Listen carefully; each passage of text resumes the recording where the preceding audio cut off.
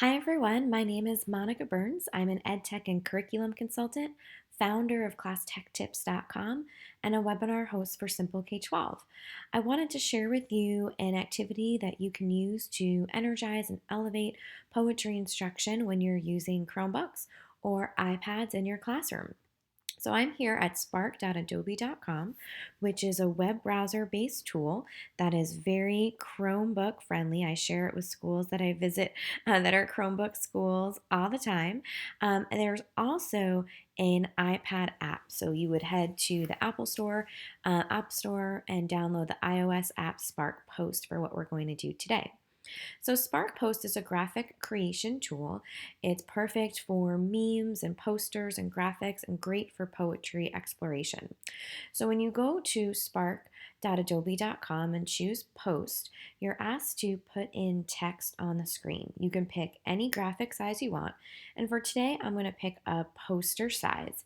And I found a poem that I want to share. You might have students locate a poem on a website like poetryfoundation.org or use this tool to share their own poems that they've written.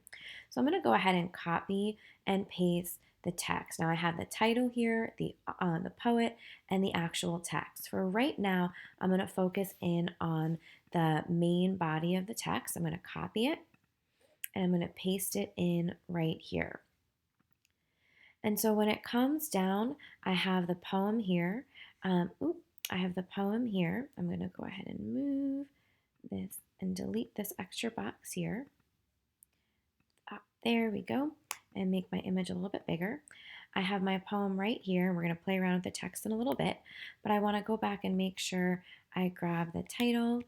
We're going to copy and bring this back in here too. So I'm going to add some more text and paste that in and have that here on the page. Now this font is nice, but it's a little bit much for all the text I have. So I'm going to tap here and go to the text screen, and I could spin the dial and see if I can find another one that I like. Ooh, I like this one.